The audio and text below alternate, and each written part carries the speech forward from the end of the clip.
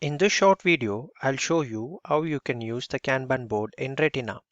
The Kanban board view helps you to visualize the progress and helps you to manage the artifacts with more agility. I'll show you how you can configure the Kanban board view, and also I'll show you how you can add swim lanes, define the work in progress limits, and how you can apply different filter criteria. In Retina, you can access the Kanban board view using the releases tracker. So on clicking the releases tracker, it takes me to the different releases in the specific project. Here I have a big hardware release, and if I further scroll down, you can also see I have a software release. Let's just take the example of a hardware release. So let me just go to the cardboard view, and this will take you to the Kanban board in Retina. In the previous videos, you have seen how you can do release management in Retina. Once if you have done the release management using the Agile Planner, the next thing is to visualize all your artifacts in this specific project. And in order to visualize all the artifacts, you can take advantage of the Kanban board view. The Kanban puts an emphasis on just-in-time delivery while not overloading the software developers. The approach taken here in Retina is that the process right from definition of a task to delivery to customer is displayed for all the participants, and the developers can pull work from the queue. You can just see there are 4 different columns here: to do, in progress, to verify, and done. So just like any other objects, you can just access, you can configure this card configuration or the Kanban board view using the gear icon. And it takes me to the configuration part. Here you can see there are different objects here: software task or risk, bugs, etc.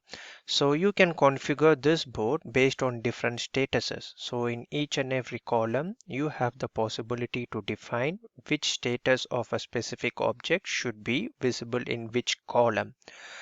In addition to this, you can also add a new column. It's pretty simple. So I can add a new column here, and I can just say, okay, ready for approval.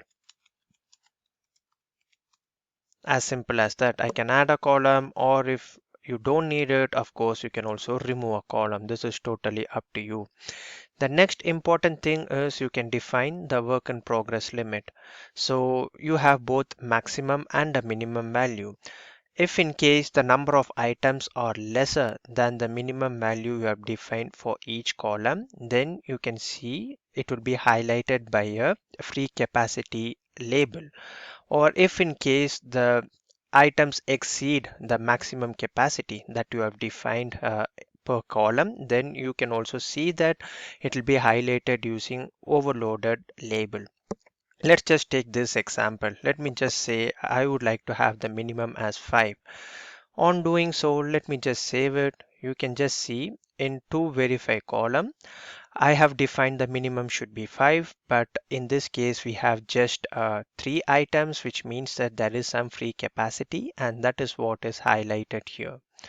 Not just that, in addition to this, you can also define your card configuration. So if you want to show a user photo, you can just configure it, and in this case, you will see a user photo here.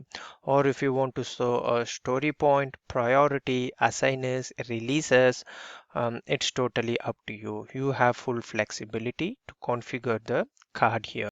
If I want to move an item, a work item from one column to another, it's as simple as that. So if I just do a drag and drop, you can just see I have the possibility to move it from one column to another. And in this case, I moved an work item from to do to in progress.